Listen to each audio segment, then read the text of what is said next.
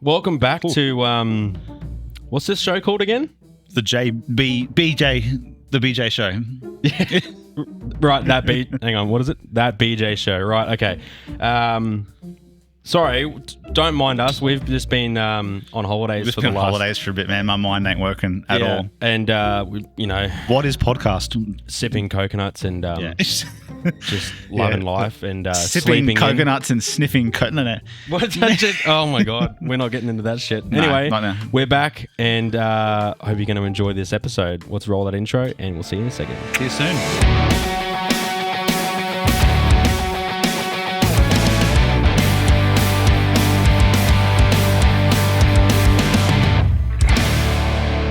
Hello, everyone. Welcome to the BJ. I don't know what the extra J is there. That BJJ show. Yeah. Are we going to fight? Like, are you going to throw me on the table? Welcome to the BJ. Yeah, off camera, J we might, but yeah. show. These guys have just come back from holiday. I don't know where they've been or what the fuck they've been up to, but this is Ben with a pineapple shirt, and this is Jay with the ducks in the pool. And I'm Justin from TOWNSVILLE News Flash.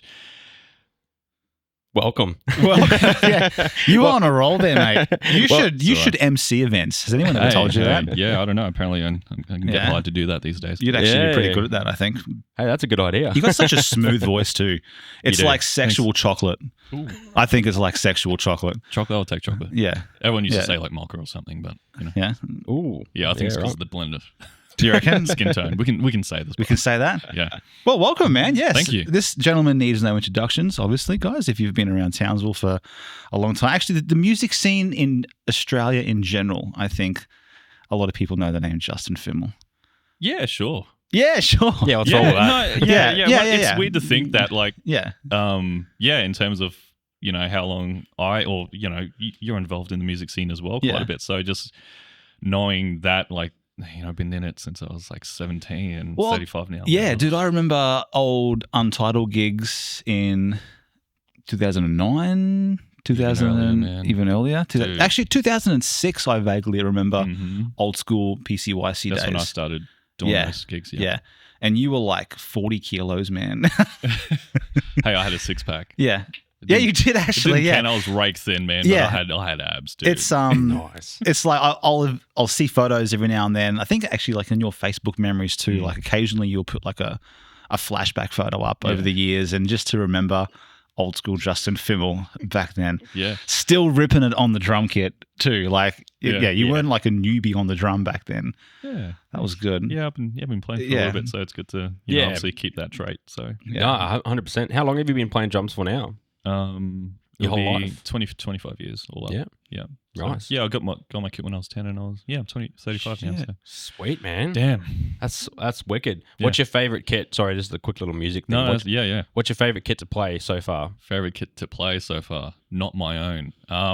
It's always someone else's kit or like a festival supplied kit because they're like top tier, like all the like a really nice DW or something like that. Oh, really? Yeah, and they sound so good. Like they've tuned it up for me. Yeah. because I'm still average at tuning drums generally. Yeah. And it sounds amazing. All I throw in is maybe my cymbals and I'm good to go. Yeah. I'm like, this sounds so good. So you're literally that dude who rocks up to gigs with his huge drumsticks while everyone's bringing in all the guitars and amps. I've been sort of spoiled with that. Like you bastard. In the last few years to be playing quite a few festival shows and like the kit has to be there. I'm like, oh, thank God. Yeah. But there's with all the travel and stuff, you can't fly with drums, so they're always supplied at the venues or stages. So it's been good. Yeah. What I love about your musical endeavors too is that the genre is really diverse. Sure. Yeah. And I think as a fellow muso, myself and Jay as well, like we can really appreciate that.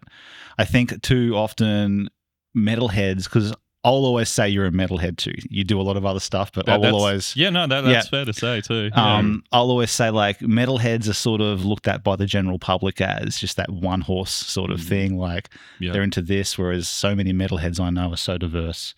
Sort of thing. Yeah. I think initially because we were so obsessed with that kind of music, like, and we're in there for quite a bit, like listening to it, playing shows and playing the covers or whatever. Yeah. But like deep down, like when we go home, we'll listen to like Bon Iver or something like that. Yeah. Like we just listen to something hell chill. Yeah. And then we throw on like, some Humanity's Last Breath or something like that. Just some real hectic stuff just to counterbalance that. But yeah, I mean, you're right. And when I think about obsessive fans, like skipping ahead to like the country stuff, like country fans and metal fans are one and the same, I think, in terms of obsession for their genre of music. Yeah. But like, Yeah. It's just one of those things. Yeah.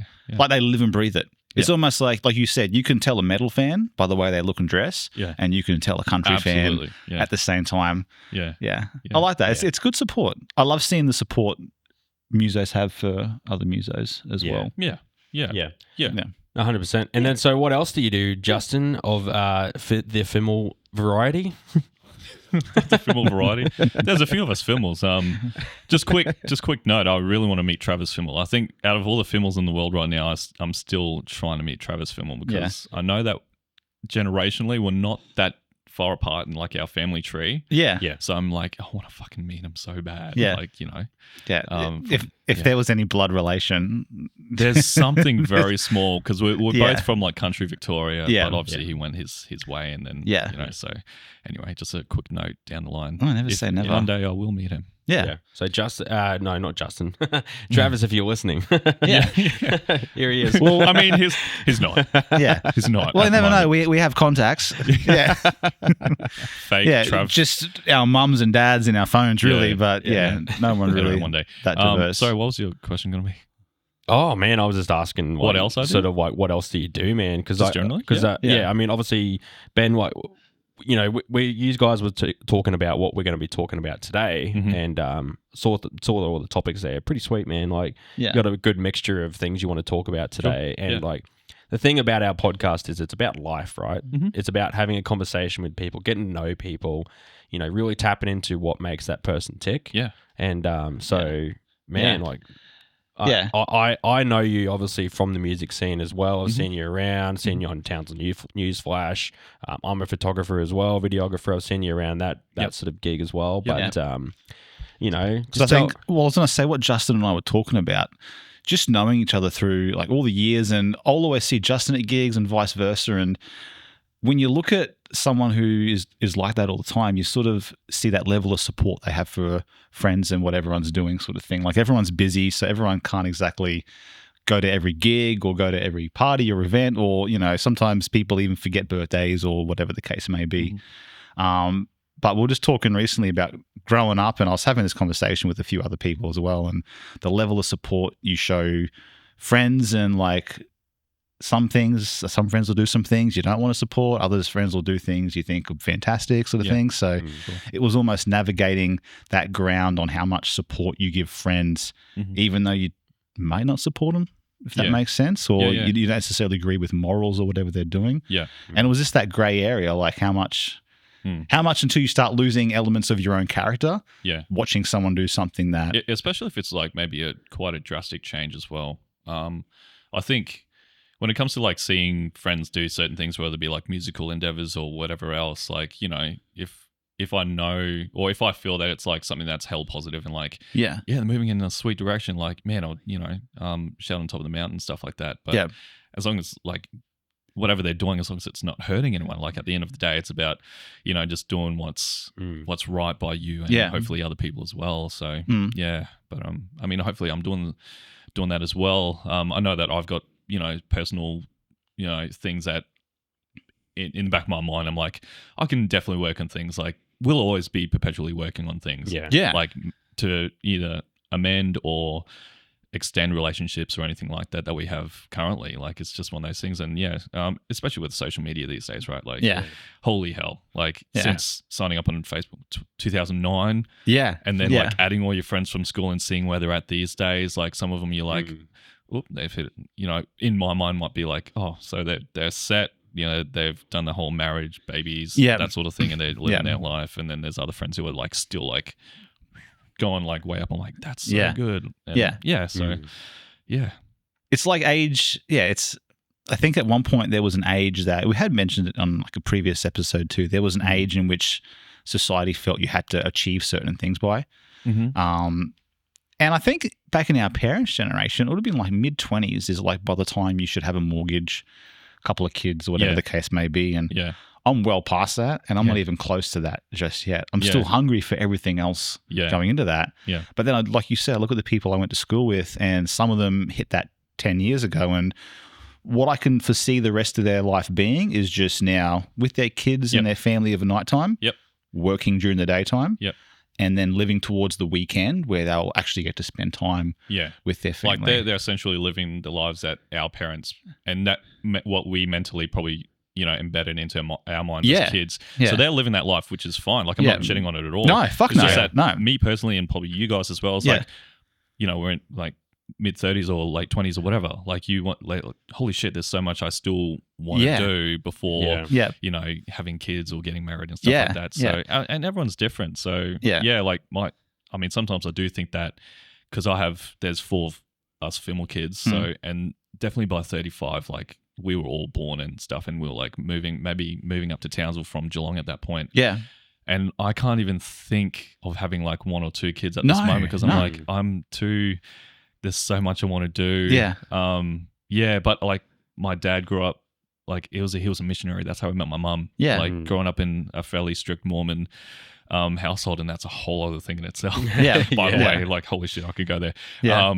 But yeah, like just raised under certain values and that sort of thing as well. Whereas these days, I'm like, well, fuck this. Just a bit more chill, like playing music and stuff like that. So like, we're all different. So I think that's good though. It's healthy. Like, and I think as the generations or whatever like move on, I think we're starting to realize that a bit more now that we like don't feel pressured to, follow exactly what your parents, did as cool or not cool as it may have been. Yeah. You're in charge of whatever you want to do, and you know, you can do that as well. So happiness is different things to everybody these days. 100%. Yeah. If anything, it's just more colourful. I think it's not so black and white. Yeah. And I'll look at a few of the guys I went to school with, and if they do fall into that group of ones that married their high school sweetheart at 25, they've got a house. If that's their version of happiness, then fucking awesome, man. Like I couldn't wish any better for you. Yeah. But for the ones that are sort of still grinding away, I don't necessarily look at it as a struggle. I look at it as, they're still hungry for something. Yeah. Each day we're still playing guitar to make music. We're hungry to create yourself too. You know what I mean? Like there's all our hobbies sort of bring us that happiness that other people might replace with having a couple of kids or marriage or whatever the case may be. Like it's different for everybody now. And I think these days I'm in that fortunate spot where, so like apart from gigs and stuff on the weekend, which most of my income comes from these days, which is insane to think. Like I can actually make money out of, playing Ksan or whatever, which is fine. Like once you get over that threshold and stuff, like you're playing with like-minded musos and making money and, and then building relationships from that. Yeah. But like I do disability support work casually during the week as well. So I think I'm at that really comfortable point where I'm like sweet with my job that I have during the week and then doing the whole weekend warrior thing as well and earning the same amount of money or whatever that people that 9 to 5 during the week. Like I used to work at JB Hi-Fi, like, for almost 8 years. Like I love that job. Yeah. And I'll never like, shit on it or whatever. Like it was, like almost 8 years of my life that I loved, but these days I can't think about going back to like a retail kind of thing. Especially at 35, I guess I just want to utilize my talent, which is music, drumming, and then hopefully creating, DJing, whatever, or MCing stuff, like actual skills. Stuff that I actually love doing, and I'm sure like you'll be the same with like your videography, photography, and stuff like that. Like you spend so much money on this shit, you should make some money back. I really hope you do. By the way, Jay, fucking make some money back, mate. I have. I'm the same. Like we're musos, man. Like our shit isn't cheap. No, exactly. Like, our hobbies aren't cheap. So like if it gets to a point where you can make some form of income and like get enjoyment out of it in return, it's like I'm happy. Like that's fine. Like I don't know where the end game is at that point. Yeah, exactly. You just want to keep going. That's the thing. It's like there's no limitation there. Yeah. I was having this convo with actually it might have even been on an earlier episode of the podcast. If you took into consideration the time and hours it took to create a song, record a song, if that was reflective in, say, an album, a $30 album would probably cost $3,000 sometime each, you know what I mean? Just because of the amount of time. So it's not a money-making thing for me. No. And for you guys too, it's probably just a need to create. That brings you happiness, you know? Like and if people like it, sweet. Yeah. Yeah, If you could exactly. sell some like shirts or whatever out of it and hopefully make some income back, because that's the only way Yeah. musos can make income, or Yeah. creatives in general is buy merchandise. So Yeah. if you could sell something. Do you guys have merch? Almost. By the way? We're thinking about it. Yeah. Yeah. Keep an eye on it. Yeah. We're gonna start this multi-level marketing scheme with that BJ show. Oh, don't you? Well, since you're starting, I'm trying to think how to turn the beach show into a pyramid scheme. Like, you'd have to recruit people below you somehow. Mate, Yeah. And you guys just like reap the benefits. I'm trying. I'll let you know, but We like, could- there's a way, man. When there's a will, Yeah. There's always a way, mate. there's always a way to turn something into a MLM or pyramid scheme. Mate, So- honestly. I've never. I am familiar with the ones that sold all the shakes. Sure. Yeah. Yeah. Yeah, which probably sounds funny considering I work in a sup shop casually. Like it's a little different, I think. Well, at least that's what I mean. That's what I mean. I'll tell myself it's different. No. People come in, have this shake. You know what I mean? You have a set like income. You know, you're Yeah. on like you're on a certain payroll, Yeah, right? it's And honest work. that's guaranteed at least. Yeah. You have your hours set, which is nice as well. So Yeah. I think that's what's separating your job from, you know, like whether it be Herbalife or whatever else as well. Like you guys would have gotten pictures in the past from like friends from school, like, because everyone does at some point. Like, Yeah. do you guys get hit up by like, oh, man. One or two Yeah? people Yeah, all over the the time. years. It was when I really started getting into fitness and martial arts years ago. Yep. Someone would always approach me going, "Oh, you should push this. Looks like you're into fitness and stuff." And I was like, Yeah. "No, yeah, Happens But, all yeah, the time. I don't know whether it's like people won't approach the smart ones. Mhm. They'll sort of prey on the ones who kind of need the benefits of what they believe the product will fix. Yeah. It's like preying on the weak. I don't know. But No, I I don't think that, because I don't think your friend would have thought that you were weak-minded in the slightest, because they could obviously see that you know what you're doing in terms of training and stuff. So utilizing someone like you to them is actually really smart, because if you get somehow lumped in there, Yeah. everyone else will look at you and be like, I want to look like Ben, like he's fit as hell and he's selling these shakes, or like he's using these shakes. So I'm just going to, obviously, I'll move towards these shakes as well. Like it's like an early form of influencer in a way. Like, 'cause this is like, this would have been maybe years ago before Easily 10 social years media yeah. influencer was even like a term that we used. Yeah. Yeah. At least 10 years ago from memory. Yeah. And then, that utilize. Did you say that you had some mates or something? Oh, maybe yeah, hit mate. you up Yeah. for? Like, I actually- is there any that you can?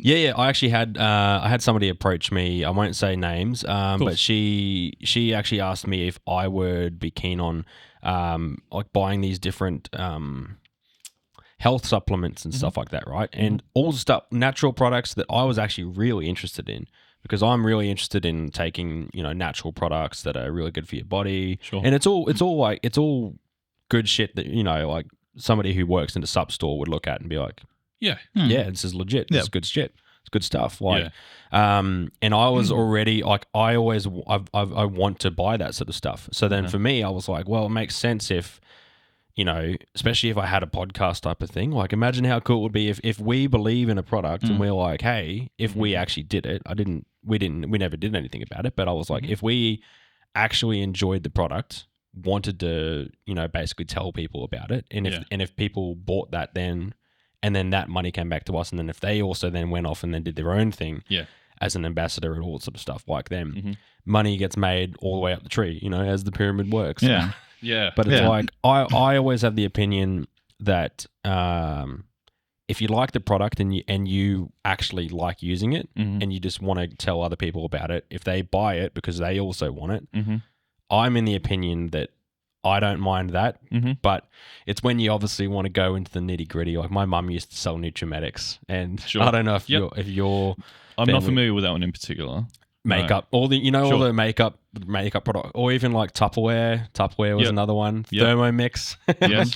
I don't know if you guys have had somebody approach you at some point to buy a Thermomix. No. You know, That sounds so like old American style, like 90s, like salespeople kind of thing, like baked Avon goods. lady or something. Yeah, you know? Avon at the front door sort of thing. Yeah. Have you got anyone that's approached you? Or? One of the first experience I had was, funnily enough, when I was like getting more into training, like going to Genesis. Like that's how, you know, essentially we established contact and, you know, friendship from those days. Yeah. Like was going to that gym, and I was working at JB at the Willows at the time. And then one of my mutual friends from school, like this is years later, like messaged me randomly on Facebook because, you know, I'd throw up a, you know, comparison or like a throwback Swole pic or something selfie. like that. Yeah.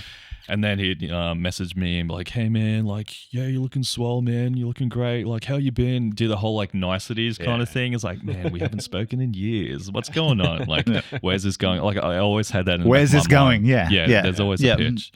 And there was, especially, I think it was for a telco thing. Like, I'm not too sure what it was in particular. But, yeah, back then it was, like, some telco. But it was, like, the way he pitched it was, like, come over, like, you know, we'll have a barbecue and like some other guys and we'll just chill out. And then, you know, I want to talk to you guys about this sort of thing. I'm like, oh, bro, like I'll come over for the barbecue maybe, but like don't try to like lump me into this like telco, like, you know, MLM or pyramid scheme or whatever it was. Like he didn't give the name of it either. Yeah. So, and that's what a lot of these people sort of probably do. They don't want to name it or something like that because you might research it before you even go to the meeting or something like that. And you find all the reviews and, yeah, it's just one of those things that's a tricky game. Like one of my family members was really involved with a big one from back in the day. I don't know if they're still going, called Your Health, actually. So they're like greens. YOR? Yes. Yeah, another one. So, yeah. Funnily enough, they started off as a telco company. And then they just moved into health supplements. Yeah. As you do, you go from like, telco to food subs and stuff, like greens and shit, right? Yeah. So, so their partner was really, I think he was really like at the high level already kind of thing. Like it's one of those things that if you invest so much time and almost sacrificing your relationships to, you know, push these products and like be consistent, you probably actually can do okay with it. But it's just the toxic positivity, the love bombing and everything else that goes with it. And then like the weird cultish like mind games as well, which come with it that people don't want to admit are used. But like when you're getting training for these sort of things and you look up, you know, cult behaviors and stuff like that, you're like, oh, that's exactly what we've been trained to like tell these other people to like lump them into our like downline or whatever like that. You mean like, say for instance, a health product, if someone's on the fence about it, they might like body shame that person, like, oh, you could really look forward to using like a few kilos here with this. Probably without being brutal, because like the last thing you want to do is like push someone away. Like this person was very charismatic and very driven. Like they were like, actually, you talk to this person, you'd be like, man, I could almost do this. Like, they actually did really okay and like got the car bonus and stuff like that. But it definitely took the toll with my relatives, like relationship in the long run. And then funnily enough, like they got actually sucked up by Kangen water after Your Health. So, and all their followers as well. So that's the thing with MLMs and pyramid schemes and that sort of thing too. Like, well, mainly MLMs, because I think, just for the viewers or whatever, I think the point of difference between pyramid scheme and MLM is MLMs like tend to have a form of product at least, which are sold, like, you know, the whole money making thing is formed by signing up people, essentially. Like products are a byproduct, or like, you know, maybe a scapegoat for some companies as well. But like with pyramid schemes, essentially there's actually no like product involved. It's just like signing up people for like these things which don't exist and they're illegal. And then there's organizations which actually seek out and decide which groups or companies are separated from pyramid schemes and MLMs and stuff like that. So MLM being multi-level marketing, right?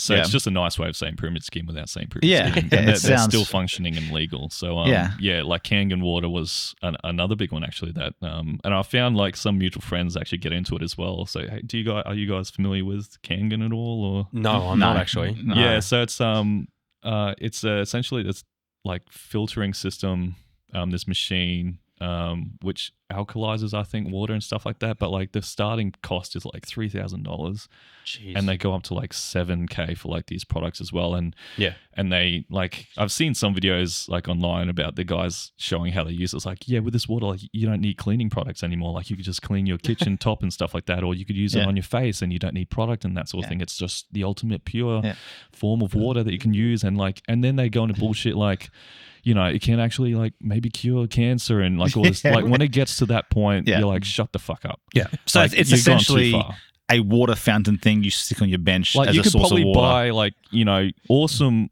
I've been at mates places where they have those filters at home, but I'm sure they're not Kangen, and they're like, they at least like clean out, because I know people, especially in North Queensland, are a bit wary with, our taps and stuff like that, right? So they buy these filters and stuff, but when the whole Kangen water sort of thing, that's like next level, like the whole alkalizing of the water and that sort of thing. I would have never thought that water would be a selling point for like a $3,000 starting point just for filtering. Yeah, for a filter, and but once people are like lapped up into that MLM, it naturally turns into like this whole like naturopath kind of like way of living. Like it just sort of like melds you into like this sort of person, and that people that love like that sort of image and way of life, that like, oh, maybe Kangen water is right for me, and maybe I can sell this to my friends, and then we just like all hold hands, and it's going to be amazing. I'm sleeping so much better. Yeah. My skin has far less blemishes. Yeah. It's all this water. Yeah. There's all the harmful toxicity in the town water. Yeah. The City Council is poisoning us. You need this $3,000 filter, Janine. Yeah, I'm sure there are salespeople in Townsville as well that like probably, and the thing is like they can get away with that selling point to people as well. It's like, how our water's like, you seen the video of Jenny Hill drinking that yellow water, right? Do you want that in your body? Yeah. Like, do you want that in your kid's body and stuff like that? Like you just, you play all these word games and double speak and stuff like that. And, and it works for those people. But with like, there's so many different kinds of MLM. Like the Your Health one is mainly like greens and supplements and that sort of thing. Yeah. There's ones like Arbon is Arbon was another one. Yeah. And they're huge too. Yeah. Like I know friends that like use their products, and going back to your point about like actually using the products and like digging them as they are. Like actually I don't have a problem if people like use them, like buy the products and just for themselves kind of thing, right? Yeah. Like I spend money on dumb shit that I put in my body all the time. Yeah. Like not drugs or anything like that, by the way. Just in terms of like, whatever else. But like if people want to like use like Arbon or, that sort of thing to just as a one-off, or not a one-off, but like as long as you're not like throwing away too much money, because at the end of the day, the whole point of MLMs is like when they sell these products, their price points are actually probably higher than what you'd buy the same kind of thing for. And you could just go to Target or 100%, Coles or something. Oh, I hate Coles, but like some other retailers, standard retailer, and like the cost point is actually like probably half that or something like that for virtually the same ingredients for a lot of them. I've seen some of the price tags on some of those. Like I know some women who'd spend upwards of $300 every 2 to 3 weeks, right? Sometime just to get this flashy stuff. Yeah. It makes me wonder if it's like that's more than some people's rent sometimes. When you it's pretty when you think about it that way. Yeah. If it works for them, fantastic. But make sure it's working if you're spending that much money. Yeah, exactly. And it's one of those things. Like I think actually more recently, I actually had like this dialogue with someone who was doing a pitch on everything Townsville. And like obviously it was so worded so carefully without saying what the pitch is, but I'm like, all natural products and that sort of thing, message me and find out how. Like me being me, I'm like, an MLM, this MLM sounds, I can't remember what I said exactly, but I'm like, I was alluding that it was an MLM, and this person got really defensive and started name calling me, but I'm like, hey, look, actually, let's DM, because I actually want to like talk with you about this, and like just let me know what it is, because I'd love to be proven wrong. Like I know I can probably say some shit all the time, like whether it be on Newsflash or just generally, but if I'm disproved or like I would wear that so hard to be like, okay, I was wrong there. I'll put my hand up. So I was hoping this lady would do the same thing, but the company turned out to be a group called Melaleuca, which is like another MLM. It's just like, it's not an MLM. It's like, well, how is it not an MLM? So the way that she described it was, like, unlike MLMs, there's no like starter pack that you have to buy, because that's generally the rule with MLMs. Like, your upline, the people above you, they get a percentage of the starter pack that you buy when you sign up under them. So that's how all that money trickles up. It's like the starter pack fee, and then the subscriptions or whatever, and whatever products you buy after that, right? So because there was no like actual starter kit, this lady thought like it's not an MLM. Yeah. Like, well, there's membership fees involved instead. It's like an online store. It's like an online Costco sort of thing.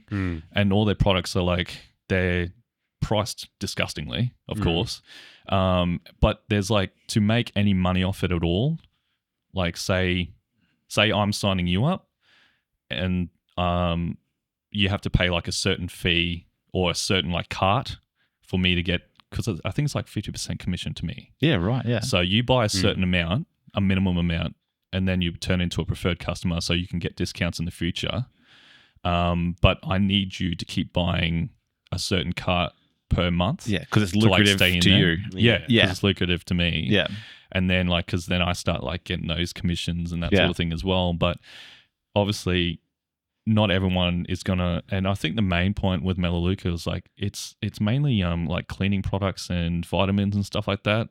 Like I don't know how much in Australian it was for those products, but like I don't know people that spend like a crazy amount, like $80 even a month on like cleaning product or vitamins consistently per month, like for a year sort of thing. So people tend to like bail out of like maybe after a couple of months or something like that. But for the person, for like the lady who messaged me, the way that she was, you know, trying to like not spin it, but like the way that she was like telling herself was that she can make an income off this. Yeah. Yeah. So, but she had to pay the initial sign up fee and there's another fee to actually become a salesperson. Yeah. Yeah. So she's already throwing them like maybe $150 or something like that. And then she has to get people like me to go online and buy X amount of product. So she gets that commission. Yeah. Yeah. And like, and it'll be what, 50 a month or something like that. Like not, it's piss. Like, so you need to, that's when you start hounding your family members and friends. And then they look at you and be like, what the fuck are you doing? And it actually ends like relationships as well. Like that's the worst thing about MLMs is like the whole relationship factor is, you know, pretty damaging to, you know, friends and family, because when you start talking to people, it's like, hey, so I got into this thing and I want to make some money. Can you like sort of sign up and, you know, be involved? But you'll have to spend a certain amount of money so I can make some money sort of thing. And it just trickles. And then like, but if you want to make some money off it, you should hit up your friends and family as well. So then they could, you know, and it just keeps spreading. Like that's the whole thing with like pyramid schemes. It just keeps spreading and then, but it's filtering to the top somewhere. Yeah. Yeah. And just the average like income, like if you're already down quite a bit in the pyramid or whatever, like if you're not at the top or one of the first people to jump onto this new like MLM, the chances of you actually making a lucrative income, you know, in a year is like some people make nothing, you know, at all. Yeah. Does it filter up? So say you sign me up, I sign Jay up. If Jay buys stuff off me, do I keep the profit or would I then pass on a section of the profit to you? So you get 50%. But I think because you're in my downline, I'll get a percentage of what you get anyway. So that's why it always filters to the top. Yeah. That's what I figured. So the whole point is like the more people that you guys sign up under me, you're lucrative. I want that fucking money. I'm not going to tell you though. I'm just going to like be really supportive and help you guys. I'm going to get you guys trained up. To like, sell shit. I'm gonna put you on some Zoom calls. I'm gonna make sure that like you guys have no time of the day with your family or friends or anything like that, because I want to get you guys on board with like knowing how to talk to people and get them involved. This isn't a pyramid scheme. It's a business opportunity. It's marketing. It's a business opportunity. This reminds me of have you seen The Office US? Where have you ever watched that show much? I think I know what you're about to say. Where, like there's an episode where Michael Scott, the manager's like talking about how he's doing this new business structure. He's got this new business opportunity, and they're all like, "It's a pyramid scheme." He's like, "It's not a pyramid scheme," and he starts drawing out the different squares. He's like, "So here's what happens, right? So I sell this to you guys, and then if you guys sell that to other people, then the more money that you guys make, the more money it filters up. So that means that you." And then as he's explaining that, Jim comes around and draws a big triangle around it. There's some classic scenarios on Shark Tank, like Best of Shark Tank, where like they're like, "What are you doing? Like this is a pyramid scheme." It's like, "No, it's not." But like, And same sort of story like The Office. Yeah. So I was watching one last night, and this guy was like explaining how this works, like this like shopping store voucher card thing that he had. Yeah. That he like, if you sign up, people like, blah blah blah.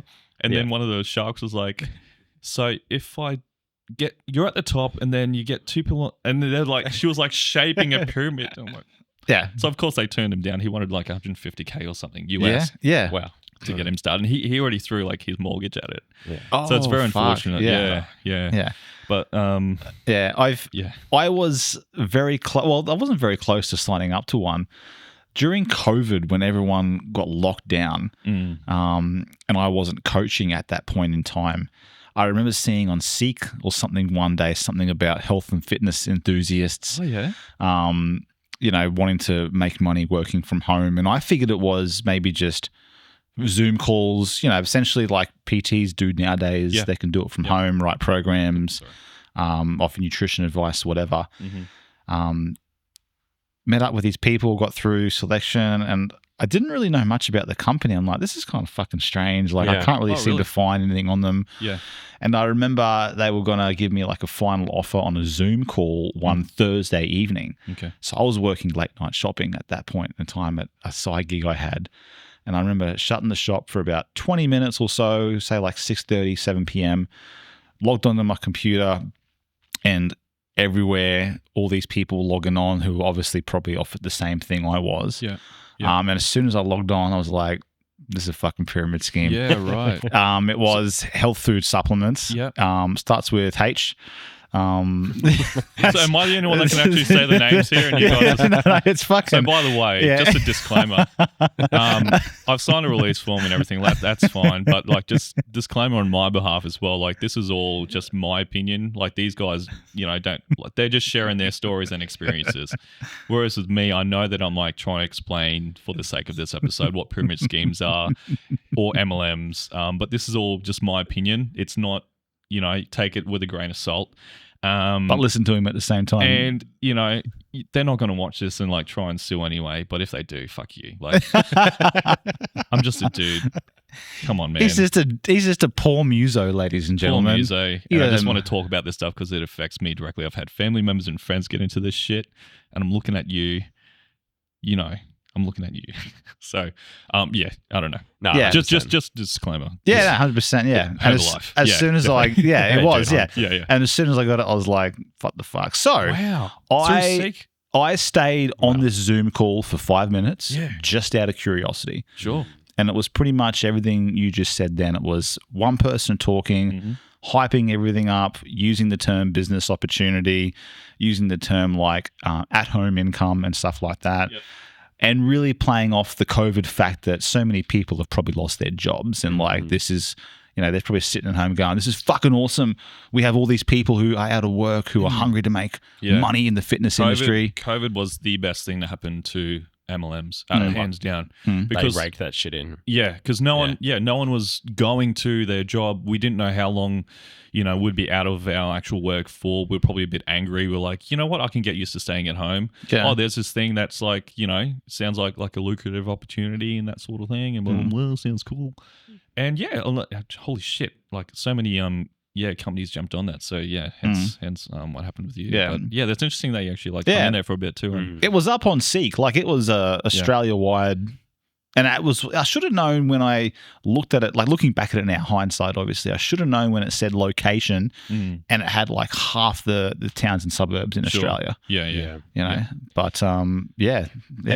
Do you know much of the like the timeshare type of ones as well? You've seen them before? So no, not a crazy amount. They're the ones that like have little conferences about like trips and stuff like that. Like yeah. So I don't know. I'm still like learning about like each one individually, and because it's just so interesting. Oh, there's so many though. But to be honest though, like from a business point of view, lucrative as shit. Yeah, right. But from a personal point of view, like I'm not going to rat out my mate for this. Sure. But he reached out to me as well, just like your mate. Out of the blue, after not speaking to him for a while, he's saying, "Hey, you want to catch up? We want to meet up?" And I'm like, "Yeah, man, cool." So he was like, "Oh, come down to the Centenary Hotel. We'll have a beer together." Yeah, I'm like, cool. "Fuck yeah, sweet." I'm catch up, have a barbecue. Keen to hang out. Yeah. There'll be 10 other dudes there, by the way. I rock up. And then he's like, "Oh, come up, we're upstairs." And I'm like, "We? What do you mean we?" I'm like, "What's going on here?" Yeah, so I yeah. rock up, and then he's like, "We all sit down at a table, no beer." So I went down to I went down and got a beer and come back up because I'm like, I'll come here for a fucking beer. Yeah. Yeah. And then we sat down, and I'm like, this is a fucking pyramid scheme. I know it. Yeah. But I was like, the same as you. Just out of curiosity, see what it's about. I'll talk to my mate about it afterwards. And this guy came out and he said, you know, we're basically looking at. Are you interested in a hotel overseas? Are you interested in having like a timeshare place that you can go to every time, and you only have to pay a fraction of the cost? And also, if you want to, if you get your other friends involved too, then you get that place at a discount because then they're sharing the cost of that hotel room for you. Yeah. And I'm like, oh yeah, cool. No, I know all about this shit. And I just listened to him for I listened to him for the whole thing. Yeah, 100%. I listened to him for the whole thing. Yeah. Afterwards, my mate brought me downstairs and was like, "So, what do you reckon?" And I'm like, "Mate, it's a pyramid scheme. I'm not completely against pyramid schemes, but I know how they work, and I know that if I wanted to get a hotel room like this, it could be lucrative for me. But for me, I don't have the money to just invest into it constantly to get enough value out of it. To then also tell other people to do it as well." And I'm like, and two, I thought tonight we were just hanging out for a beer. I was like, I know how to sell. I know how to sell shit to people. I've done sales before. I was like, if you want to actually sell something good to someone, actually just tell them straight up. And I know that they always advise not to when they're, when you're in a pyramid scheme, they always say to you, well, not always, but most of the time they say to you, don't tell them what it is. Just tell them to come along and have a time with your mates. Yeah. But I was like, tell your mates, you've got a really cool opportunity. If you want to go on holidays, the timeshare thing, yes, it's a pyramid scheme, but it's, you could get a lot of lucrative value out of it. So, and then come along. And that way you actually know about it. It's the same with Tupperware and shit like that. Well, my mum used to do Tupperware. You know what Tupperware is, right? Yeah. Oh, hopefully. You know what Tupperware is, right? Yeah. Fuck yeah. Yeah. I love Tupperware. I still have my mum's Tupperware container at they home. just folded like 2 weeks ago or something like that, by the way. Oh, really? Tupperware did? Yep, they're done. Holy shit. Yeah, took a while. Rest in peace, Tupperware. All the lifelong guarantees of their products. Yeah, I don't know, man. I don't know. Yeah, right. So, shit. yeah, they're legit. Like, wow. Seriously? 2 weeks ago or something like that. Yep. From recording this anyway. Yeah. Yeah. Wow. Okay. Yeah. Yes. October. Wow. October. Well, there you go. But stuff like that though. I mean, if you're getting the product at a half decent price, but if you're getting it at the over exaggerated price, then fuck that. Yeah. And it needs to be known as well. Like, no one should be angry at those people that get into those things. Like, sure, it's a bit annoying when you get approached by people out of the blue or old, mutual friends, whatever. Obviously, they're trying to get you in there too, and it's not their fault though. That's the thing. Like, that's why I hate these whole schemes even more, because they're just trying to push you to be not someone that you're not, but like they put on a certain front to get the money, in a way, like a fake facade at the front. Yeah, and that sort of thing. Like the term love bombing is used quite, especially with like makeup or hair products and stuff like that. Like, I know that Monat is one of the biggest ones in Australia at the moment, and it's pretty big in Townsville. That's one I could probably get into because I've been looking into that one quite a bit, because I have a good friend of mine who's involved in that, and it just set me on this path and to do a bit of research and that sort of thing. And I'm actually finding out more and more about it like every week, and there's constant lawsuits against them overseas, and like all these class action lawsuits and stuff like that too. And they're actually starting to fold a bit overseas, but because they've only been in Australia for like 2 years, which is very fresh, so they're still building up their clientele essentially anyway. And with a certain Townsville personality who was on a certain TV show called The Block, he's got a huge social media game. And she's like one of the golden people in the Australian market, and it's so easy to and you guys probably see mutual friends probably advertising on Insta or something like that, and people with like pretty average, not to shit on their their social media game or anything like that, but like their numbers are like pretty standard, like they're just a normal person or a stay-at-home mum, which is like their their thing. Like that's their target audience, and with maybe a couple hundred followers or whatever, but it turns their page into like this whole like advertising thing. Yeah. And those are the ones with starter pack costs and stuff like that as well. Yeah. Like, dude, I think the cheapest one is $320. Up to 800, and this is US, by the way. So I'm just going off US prices. Yes. So I don't know how that translates into Australian. Hopefully, not too much more expensive than what we think. Yeah. But yeah, and yeah, again, like some people actually like genuinely like purchasing those products and using them. That's fine.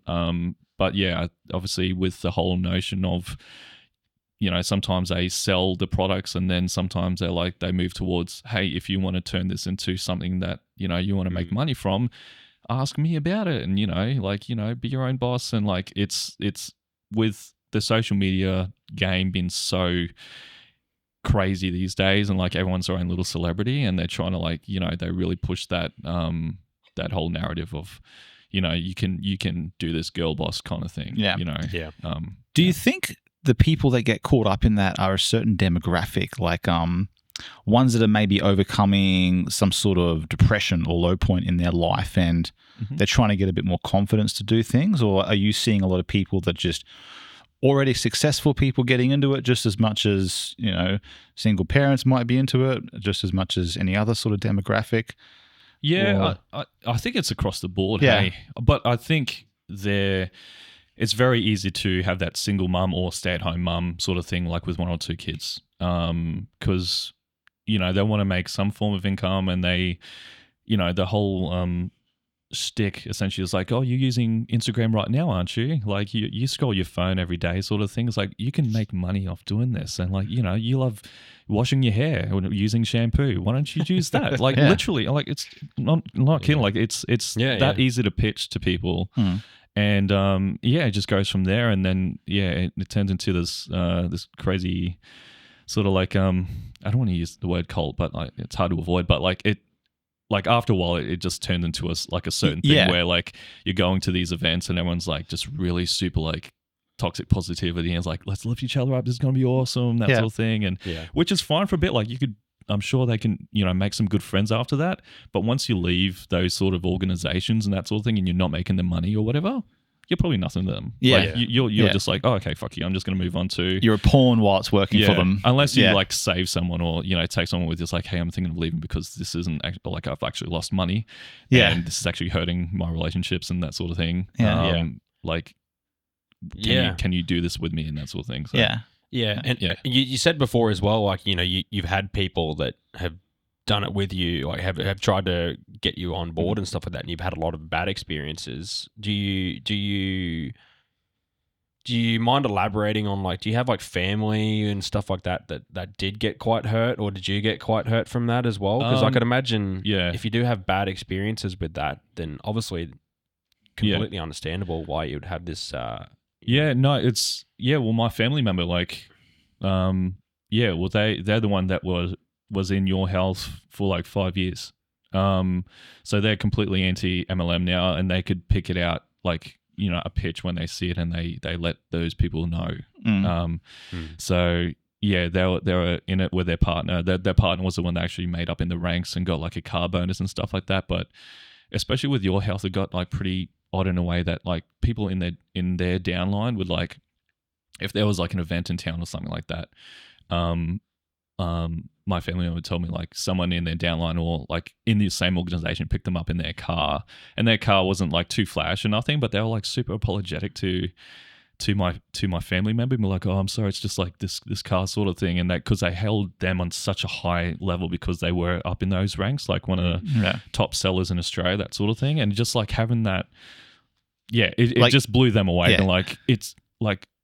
My family, us, the Fimmel family in Townsville, like we grew up in like, low socioeconomic, like, commission housing and shit. Like we've been there. Yeah. We know what it's like. Like, don't fucking apologize for whatever car you're driving because you think because we're in this organization at this certain level that like you have to apologize for picking me up in that car. Like, and it just imbued like this whole like, this whole like celebrity sort of weird culty sort of thing, especially with like when you're higher up in those organizations. Like I'm sure maybe Monet might not be so different. Your health and whatever. Like, I'm sure there's some out there where they really treat their higher ups or their upline at like such a high regard. Yeah. That it's like almost demeaning for them to be seen in a certain way, because of the way they are. And that's another thing to tick off. Like, that's how, like, it's just shit like that. So my family member was like, and it actually affected their relationship with their partner quite a bit because they had no time like together. Yeah. Like that,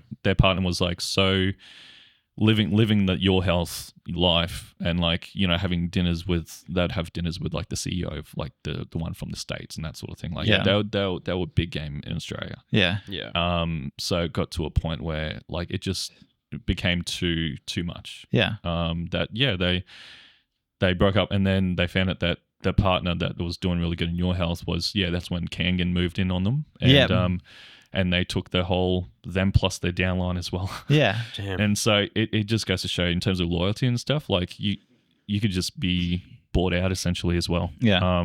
I guess like that's like any job anyway, like seeing like if you're working for a certain organization, then another one like sort of like weasels in, but like you're taking like all those people with them too. Yeah.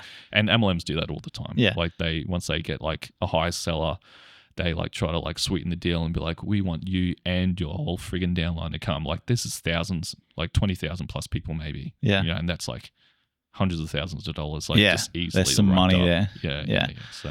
Yeah. So I mean, I feel like I have a valid argument because my own family member lived it and we're very much on the same page about like our feelings and how culty it can be. Yeah. Oh man, if you've seen someone firsthand like become apart from, as a human being, like what it can do to you in the bigger picture. Yeah.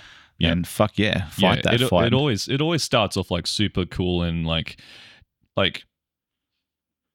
almost like in a religious way sort of thing, like going to church. Yeah.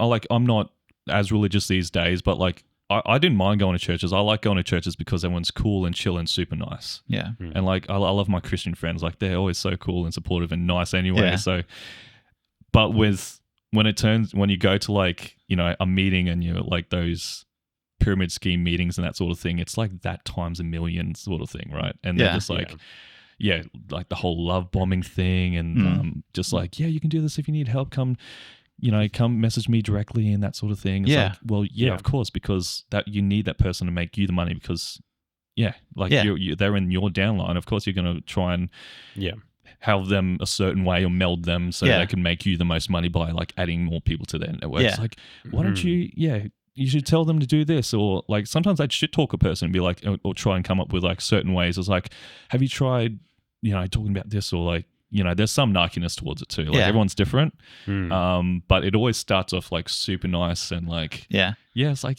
let's do this together. Yeah. Let's make some money, guys. Yeah. And then like a year later, you're like doing the numbers. You're like, holy shit, I've actually lost money. Or, that sort of thing. Like there's, you've actually like probably gained nothing. Yeah. Yeah.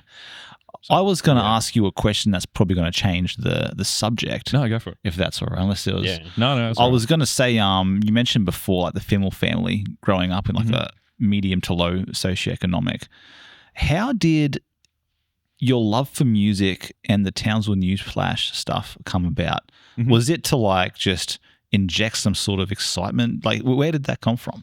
Because Townsville News Flash, for everyone outside of Townsville, I'll let you explain what it is if you're not local in Townsville. So News Flash is essentially, it started off just as a satire, like articles, fake articles, because that's when I was really into the Batuta Advocate. Yes. And like Townsville is still so even more interesting now.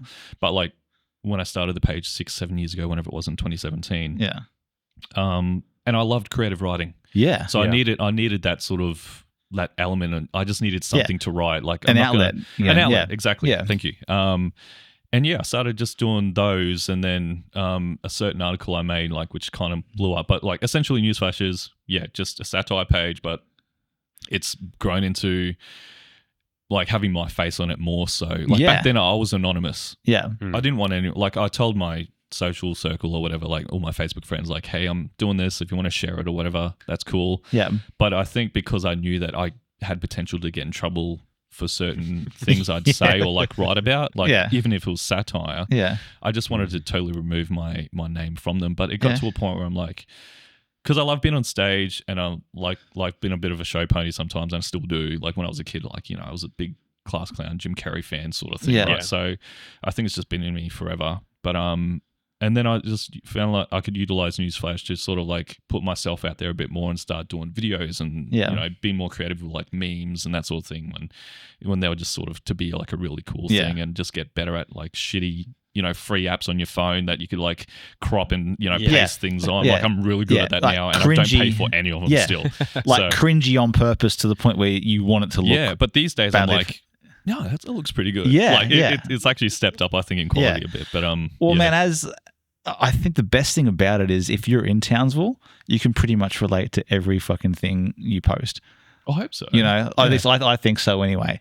Outside of Townsville, people might look at it and not quite get some of our references. Yes. But inside of Townsville, because it's grown that page, you got well over 10,000. It's 18. 18 now. Yeah. And that's fucking massive, wild, you know? Yeah. And I remember reading some of the posts you do over the years and just the amount of shares and comments. I'm like, this is fucking blown up. Yeah. All because, like you said, it was like a shitty cropped photo, like photoshopped and something so cringy at the same time. Yeah.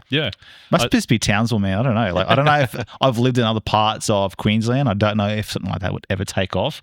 But we're fucking bogans here. Yeah. And we're rednecks. And I think it really suits a lot of the demographic. Yeah, you're right. You're right. I think in terms of the reach, I have that maybe Air. Like I was playing a show at Air like a few weeks ago, and someone like in the crowd with his family had held up his phone to me, and it was like the Newsflash logo. I'm like, hey man, what's going on?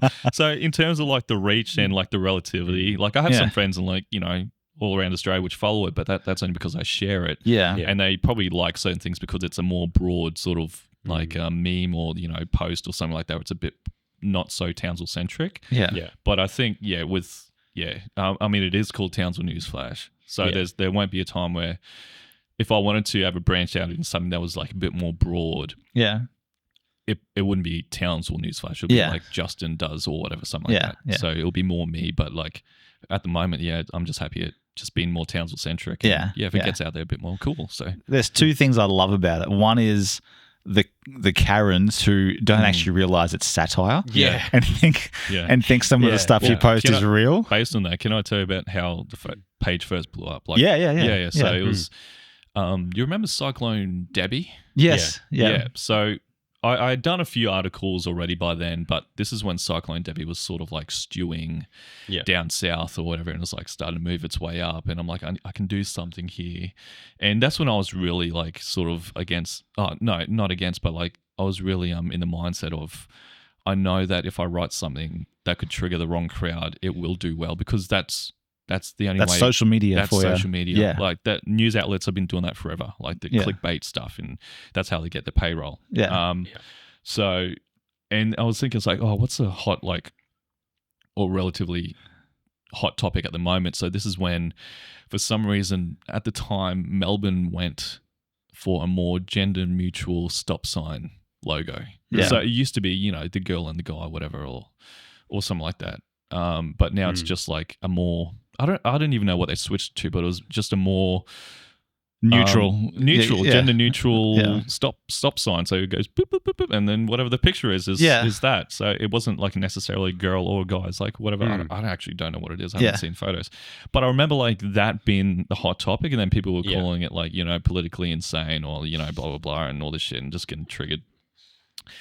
So Cyclone Debbie comes. Yeah. And I was like ready to go to bed. I'm like, I'll just type something up really quick anyway. And so I'm trying to remember the exact caption, like, because it's always the headline that's the main thing. Yeah. Like what I found with Newsflash, that's why I haven't done many articles in a while, is because I know that people don't give a shit after like the headline.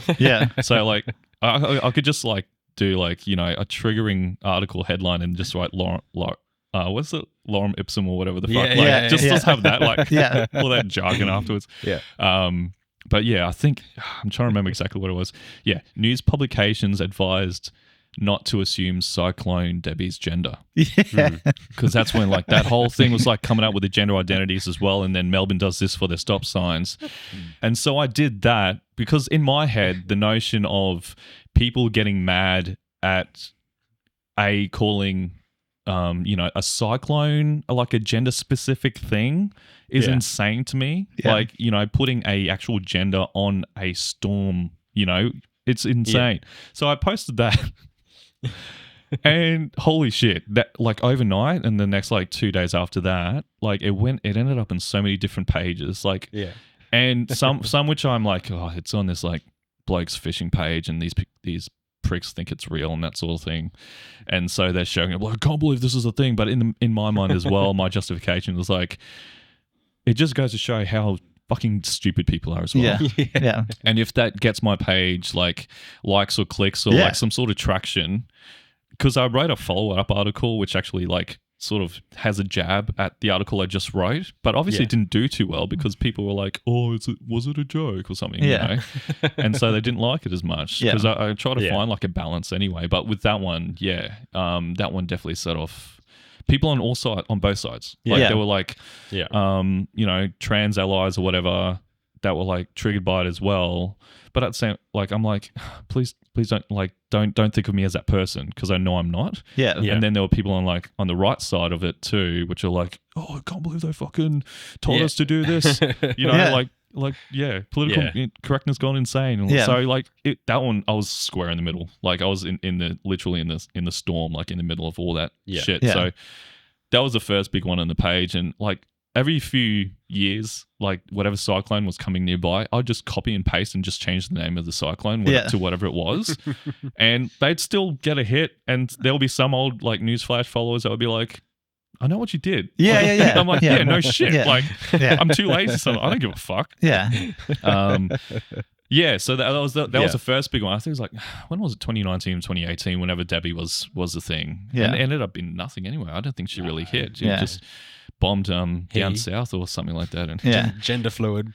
So so that's what got the page probably on the map of a lot of people. And I think since then, like after putting myself out there and being more involved with like local like media or politicians and stuff like that, has actually helped out the page quite a bit too and put me more out there, which is fine, which is what I want. The other thing I love is just how fast you are at some things. Like I remember reading something on like Facebook will pop up, and then an hour later you've done something already, and your post has no life. Like, and your post has gathered more traction, comments, and shares than the actual news article that reported it in the first place. I'm always racing the Townsville Bulletin. Because and sometimes like not that they know that they're like racing me or anything like that, but like in the back of my mind, I'm like, I see something that's like pretty hot that's just come out, and especially locally or something like that, I'm like, I need to do a meme right now. Like, I could be at work or something. Like, I feel bad, but I'm like, I need to like quickly cook this up, and then it'd go really well, and then Bulletin would do it like later in the day and like do an actual article. But even these days, like, I think that, not to like give myself credit or anything like that, but I think they've realized down the line that when you put some sort of like humor sort of thing within the page, like obviously it does well because people see it's like, oh, they're just like us, like instead of them be like, these fucking bully journos are like pieces of shit and, work for Murdoch Media and stuff. I'm like, yeah, there's that too, but like they're actually really nice people. They just work for an absolute like piece of shit. So I think it's interesting like to see the progress through the years without like, patting myself on the back or like contributing to that, even though we have actually like done a collaborative meme that they've shared as well, like a fake Coachella lineup. It's one thing that was probably the point where we actually like crossed paths. And this was like in 2019.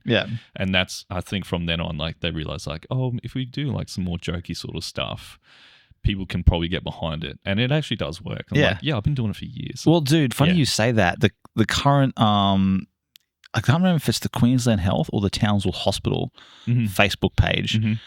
The last couple of weeks of their statuses, they've been amazing. Yeah, dude, there was one on dick cheese. Not even fucking kidding. I'm sitting down in the mortuary at work, and we're all sitting there, and someone's going, holy fuck, everyone check the Facebook page. And it was how to clean your dick to get rid of dick cheese. Right. Legit. It's important.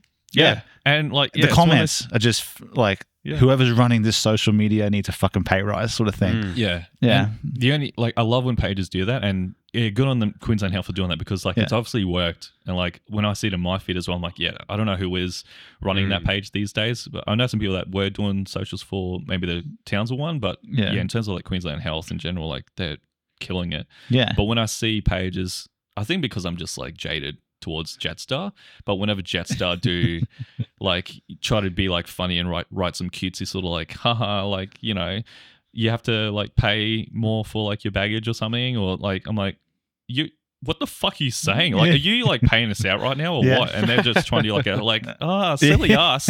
I'm like, fuck you guys. Like, you're actually like pieces of shit for like, you know, trying to joke about how bad you are as an airline in general. And It's people get behind it, and like it's the comment section is very like 50-50. It's like some people like, what are you guys doing? Or like, oh, you guys are so funny. Like, you are relatable. I was like, what? Have you never had like your flights consistently cancelled? Or like, dude. You know, that sort of thing. Honestly. Like, they're just really trying to like, you know, fix the narrative online through humor. And that's the only way that people can do that these days. It's just through humor as well. So I think, goes to show. With your humor, do you use that to overcome anything else?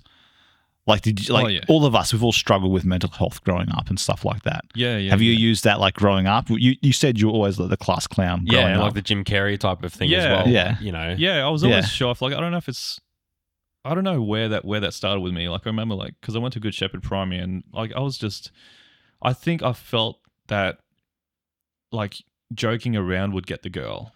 Like, I would develop so many crushes on all my classmates and stuff, and I would try to be funny, and hopefully they'd laugh, and you know, and like it just went from there, I guess. Like, just having that sort of mental, that like, oh man, like girls laugh at me, and like, you know, like they might think I'm cute and that sort of thing. Like, I wasn't like the most confident. Actually, I was hella confident back then. Yeah, I still am, I think. You think, or you know, I'm gonna have an anxiety attack right now.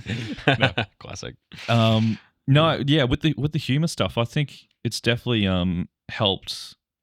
Like, yeah, because I used to have like pretty bad anxiety and stuff. Like, speaking of anxiety and not so much depression. I've been so lucky. Out of my whole family, who have been like battling some crazy demons, and we all have, but like I haven't gone to a point where like I felt like crazy like depressed. Like, sure, maybe after a breakup or something shitty, like we all get pretty low, but like not to some extent where I'm like, you know, in my bed like the whole day, and I'm like, oh, you know, that sort of thing. But anxiety, that's a whole other beast in itself, and holy shit, have I dealt with that.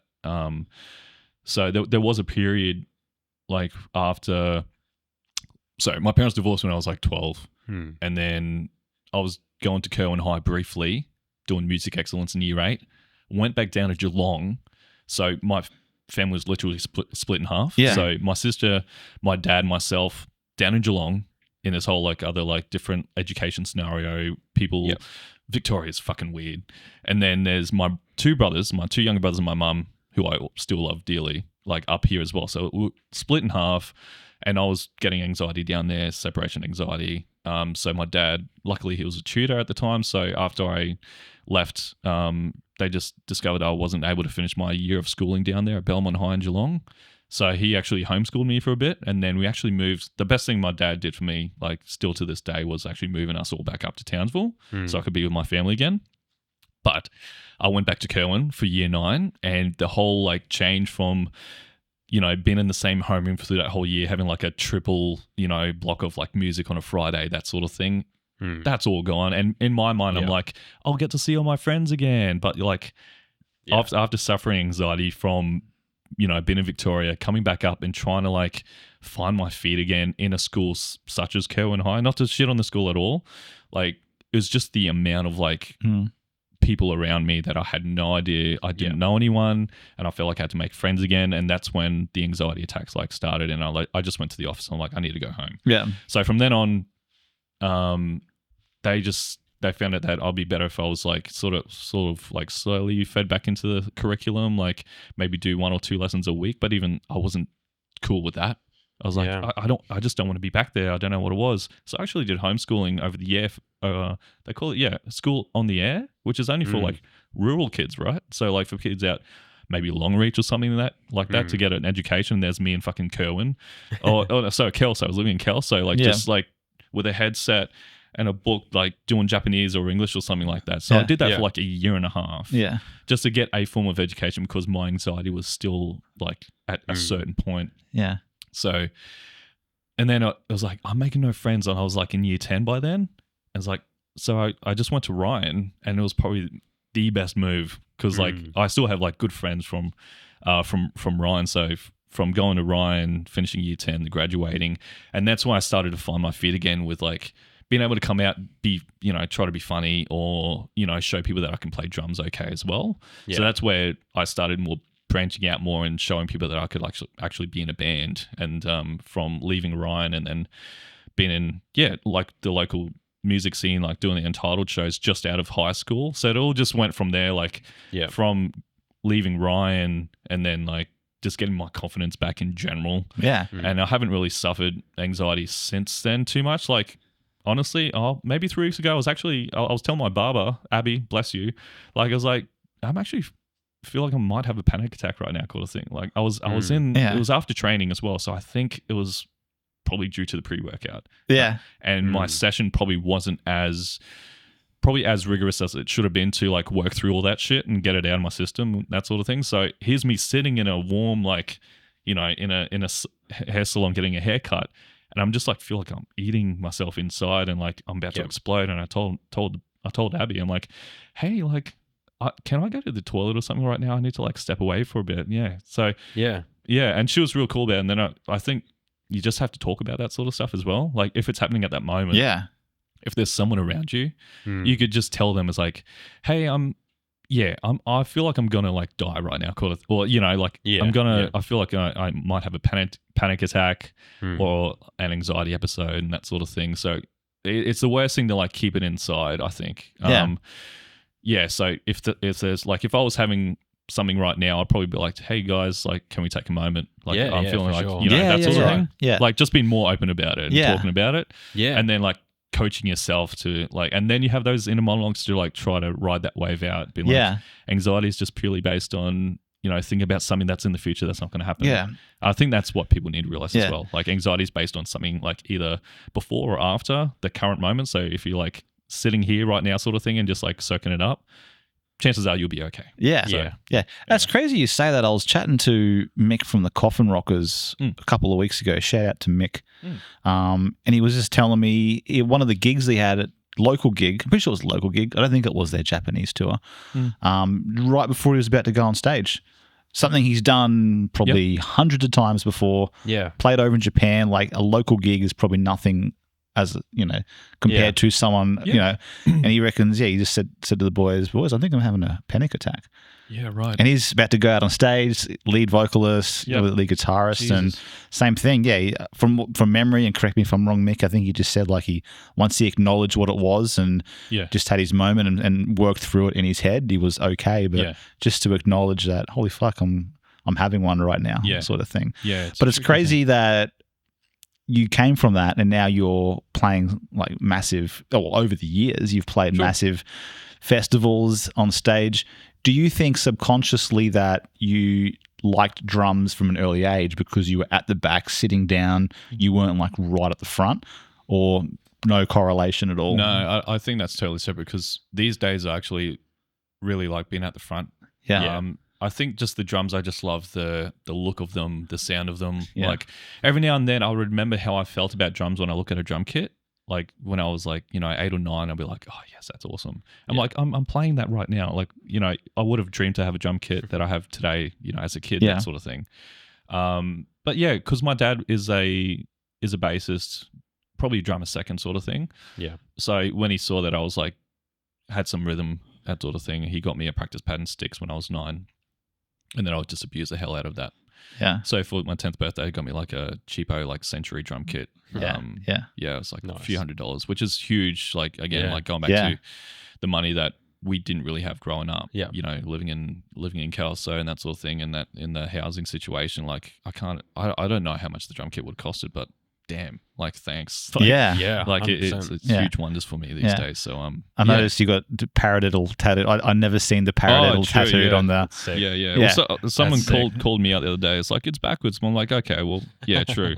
But shout out Dan McDead at Dead Man's Hand, because like he's a drummer too, so he knew exactly like what to do. And these knuckles are probably like the worst pain I've felt.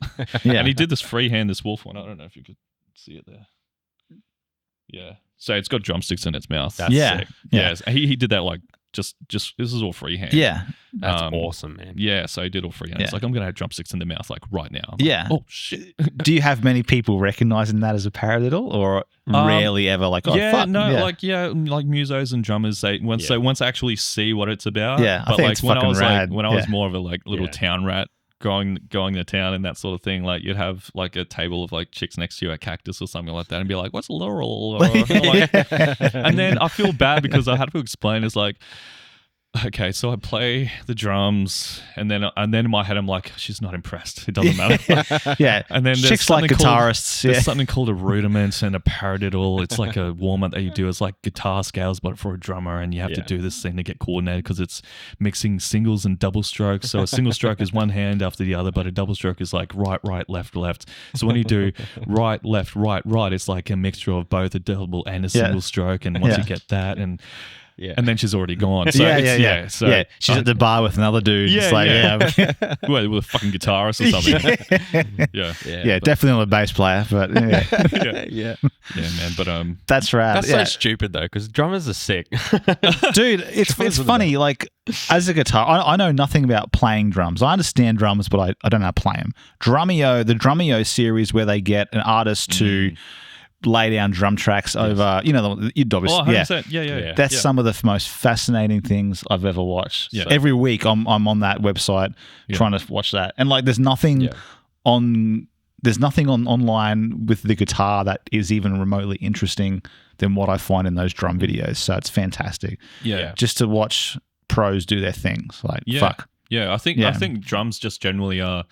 Just because it's a very visual instrument as well. So like you could sit here and play some sick arpeggios and stuff, and I'm sure people would be like, "Oh, those fingers look like they're cool at doing thing," and it sounds like a bunch of like bees. Mosquitoes or bees. Yeah. It's like I'm sure that's impressive to some people, but with drums, like because people aren't like can appreciate straight away the coordination and stuff involved in it, and like the fact that you're making like a cool like beat or something like that, or the fills and everything, like it's a very visual instrument. I think that may have been what drew me to it. But like I grew up on Phil Collins. Nice. So I got a Phil Collins Meshuggah tattoo on my calf. Sick tattoo, man. I love it. Nice little mix there. So I think just growing up around that, and like obviously my dad saw that pretty early on. So they invested in that kit. That's right. I wanted to be a drummer. I knew mum and dad would hate something that loud in the house. Right. So that's probably the main reason why I went to guitar. Yeah. There's an amp and headphones, Man, when I think about it, like my parents are crazy to buy me that fucking drum kit. Yeah. It was in our living room for a good while, and then it moved its way into the garage. And luckily for us, at the time, like we're living in Simonson Court, which is parallel to Dunlop Street in Kelso. And I've like every now and then when I'm near there, I'm like, I want to drive through. And there's so many houses now. It's like it's so full. Yeah. But like back then, like I hate to be that old head. It's like, when I lived here, it was like just maybe 2 houses and then a bunch of scrub and that sort of thing. And like, you get your wallabies here, and now there's houses there. Yeah. So with a drum kit in that street, and like we had like hella like friendly, loud household of like our Indigenous mates down the street as well, and they'd be having their shindigs too, and I'll be playing my drum. So like it was just a loud street, man. Yeah. Like it was pretty wild. Yeah. So they didn't like, we never got a complaint because our neighbors were like, they were another Filipino family as well, so they just like, just play your thing. Fuck yeah. They're all about it. So I was very lucky to be in that area at that time. Simonson Court, you said. Simonson Court. Sweet. So when you're famous and touring with the Deftones, Simonson Court is where it all started, ladies and gentlemen. Yeah, Simonson Court, number 14. The first thing you got to do with your $1 million paycheck is go back and buy that house and turn it into like a music center for kids or something. It'll be so small. It's such a small house, dude. Like they were like, me and my brothers would be in one room, my sister might be in the other, and my parents was like 3-bedroom house for 6 people. Yeah. So Fuck yeah. Yeah. good Well, times there. we don't want to blow your head up or anything like that because that would be stupid of us to do that. Yeah. And we can't you can't say that you have a favorite person that you have played with, but just out of curiosity, what are some of the most fun shows that you've played so far? Because you've played with quite a few guests, like guest supporting artists. huge bands and that sort of thing. Yeah. Like Parkway Drive. Like I think hands down, man, during their actually a bit of history for anyone listening or watching. So Parkway Drive, when they released Horizons back in 2008, they played at the PCYC in Aikenvale and Wellington Street, but straight after the renos were done. So my friend Jason Lynch's band, Born a Giant, they played one of the best sets they've ever played. And then by the time Parkway started, the venue literally started falling apart. Like the lights were coming down and stuff like that. And I think a car hit a power pole nearby as well. So we lost power in the venue. And the toilets from the hallway just started flooding. So all this shit was happening. Like a light fixture on the stage was starting to eat shit. We lost power, and the toilets were starting to flood at this one Parkway show. Like maybe two. Like they played Boneyards or something like, and that was it. Like halfway through Boneyards, we didn't even get to the final breakdown. Yeah, and then like a whole shit ton of kids were just in the venue. Then we just all went outside, and like the band started coming out too. And like, yeah, we know we have to come back. We don't know when. Then a couple of years later, they did. Yeah. And my band, Ghosts Over Japan, were asked to open up that show with a couple of other locals and a band from Mackay, I think, as well. But it was at the Riverway this time, and they had a 500 cap, which is great. And back when all ages gigs were the thing, like every Friday nights, Friday night all ages gigs. I remember those. Did you talk about that with Yowie and stuff as well when he was on? Probably a little bit briefly, but not much. Not many people remember those gigs, man. Unfortunately, like all ages shows were the best thing that happened to any like upcoming music scene. Like I appreciate what the Suitable guys or whoever are doing at Grilled every now and then. They're doing the small stage, but I really wish that the Aikenvale PCYC would still have those like all ages shows, because there's still kids who play like heavy music or indie music that don't have a venue or whatever to play and get experience live, because that's how you get better as a band. Like Gosh got pretty tight pretty quick because we were just playing all these shows all the time, and then we start doing these like North Queensland runs with like Amity or whoever else, or Parkway, and we would actually do a good show because we had so much experience just on the local level anyway. So going back to the Riverway show, that's probably still one of my favorite shows because there was no barricade whatsoever. So there was like maybe a stage that was probably as tall as this table here. So it'd be like Winston standing here, fold back speakers, the whole band going frigging crazy, and you have like just kids just lighting up, standing, just head banging and stuff. Stage diving was encouraged. I remember like this particular like I can't remember which Parkway song, but there's one where it's got like the highest pinch harmonic before like a real sick breakdown. And Luke Thomas, he had like an inflatable guitar. And so he was just standing there ready to go. And then like I remember like when that pinch happened, he like bent it was like an inflatable guitar neck, and he just went Wee! And he bent that, and he just dived into the crowd, and Winston and everyone was like, "That's the sickest thing ever." And because like I was in the supporting band, luckily, so I was able to like stage dive and keep like running backstage and then just running through the boys, and then I was doing flips. Like I can't do a flip, but I was like flipping and landing on kids I've never met. It's like, oh, you love the band, sick. Here's my foot. But I think that show is probably like just based on the sense of just the harshness and the coolness and the love and everything at that moment, like with all those kids, and like we're all in our 30s and stuff now, man. Dude, dude, that was like one of the best shows ever. Like I've played like a whole bunch of like other cool shows as well, but like that one still stands. I vividly remember Thy Art playing at the Orchid Society in 2010. When the fans, they either didn't have fans or the fans weren't working.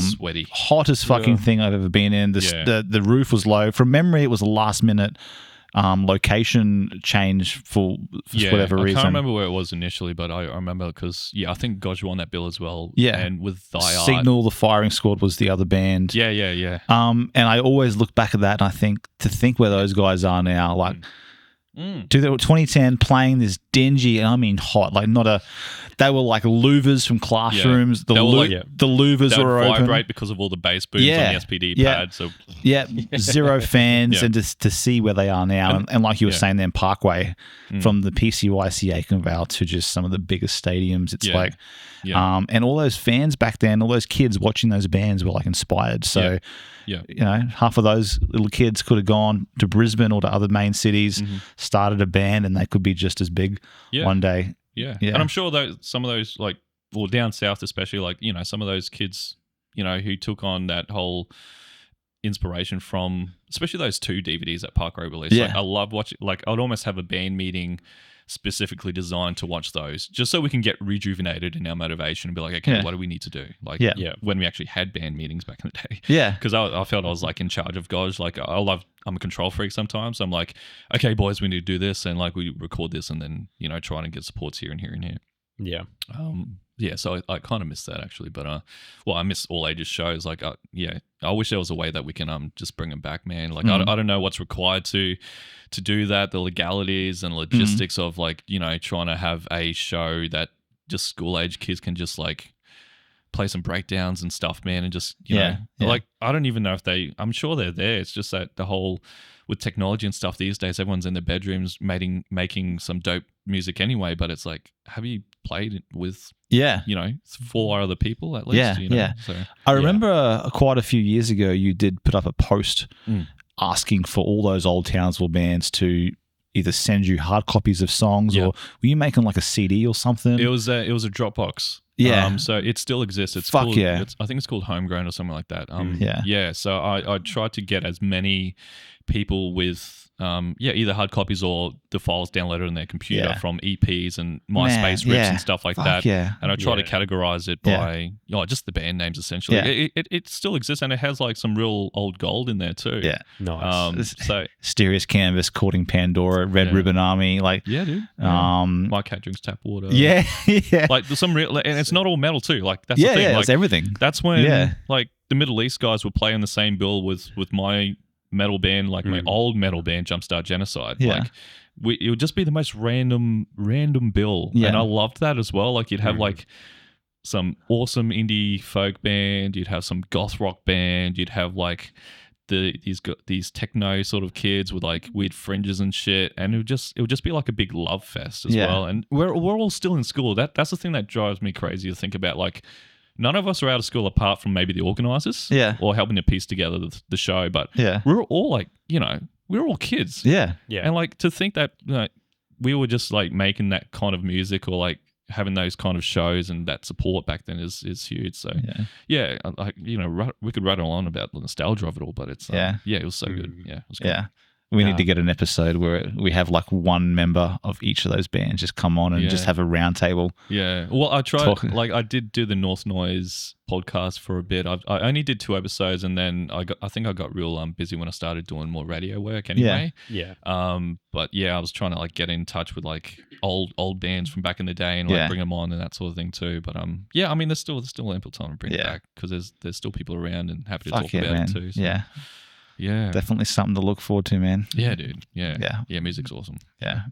I didn't, sorry, before, I don't know what you were going to say, but so you play music as well? Yeah, man. I'm a drummer, guitarist, bassist, pianist. Have I seen you or something? Like, I feel bad because like, I mean, I got wind that you played like music and stuff, but I don't know if I've actually seen you play or like. See, I never played in the bands, like local bands or anything like that. I played a lot with church and stuff like that. So which one? Calvary. Oh, sweet. Yeah, so I played like an experience. Like I admire like any muser that plays for church. Like I played for AOG on Burners Street for quite a bit, and I made some good friends since then. But like it would have been an amazing experience to play at least Calvary, because those guys are so good. Like, man. Everyone's good at Calvary. It's so good. Oh, most people are. Okay, all right. Yeah. But the only reason why most people are is, unfortunately, I'm not going to get into the politics of church life, is that they kind of sometimes cast aside some of the people who aren't as good because they don't reach an expectation and stuff like that. Right. But that's a shame. But some of us who were dedicated and good musicians, we were able to stay. Yeah. Okay. So I don't want to go into church politics No, of that. no, but, no, that's but fine. yeah, man. And that's yeah. a side I obviously didn't know love it. because I only saw it on the surface level, and I have like quite a few friends that currently play for Calvary and stuff as well. Yeah. But I just know that I think on a technical standpoint, so we're getting to real nerdy shit, but like in terms of like what they just how the show is made, you know, in terms of like the lighting, everything's linked up, everything's got a click, you got a guide, like you could tour with that. You're like Hillsong Light kind of thing, right? Like it is very So it's very Hillsong-esque, and for anyone who doesn't know church lingo, Hillsong obviously one of the biggest churches in the world at the moment. But as far as the music goes, that's exactly where, you know, a bit of inside knowledge. That's where we got a lot of our sort of training from as well, like people who did train with Hillsong, and and so we started getting down the path of like following the number system, always having multi-tracks, and you know, so click and guide multi-track stuff. You know, I was at the time I started helping to push in like Ableton Live and stuff like that for the keyboard and stuff. I'm not very good at it. At the keyboard stuff, I was more of a drummer and guitarist and bassist, but and guitarist is where I sort of held my own, even though I was a drummer. I picked up like the drums when I think it was 6 years old or something. Wow. I picked up some sticks and I had rhythm, and I never put it down. I picked up a guitar at like 12, I think 11, and then never put that down. And I don't do it very often at the moment. I've got a mate and just sitting there. Oh man. And but I still do it. But the church stuff back in the days, one of my favorite shows that I ever did was we did a Christmas show. 2 Christmas shows were my favorite. There was this one, I told you about it. This sci-fi like random in fucking Townsville? Show in Townsville. Yeah, was it? Where was it? Best show. At the church? It was at the church. It was this really weird like sci-fi nerdy live stage performance show, and we played music along with it. But the songs that we learned for it were just so diverse and weird and wacky and funky, and like just so many different genres of music that we played in that one session. You know, and you know, learning like a 16 song set for a show, you know, you're practicing over months and months and months, and then you do it and you nail it, and it's just like it's awesome. Satisfying. It's very satisfying, and like you know, I think so that was my first favorite show that I ever played. And then the second favorite show I ever played was, just because of the feeling of it, was one of the big Live in Cairns shows, where they had, you know, like 15,000 people out in the massive field. That was my first experience of actually being on stage with such a large crowd. And production as well would have been pretty insane. And production was pretty insane too. And that was it was just so much fun, because it's like I put so much money and time into my craft with it. You know, I had really nice pedal board, really nice amp, beautiful guitar. I invested all my time in practice for months and months and months. You get up on stage, you fucking nail every part, and you're just like, yes.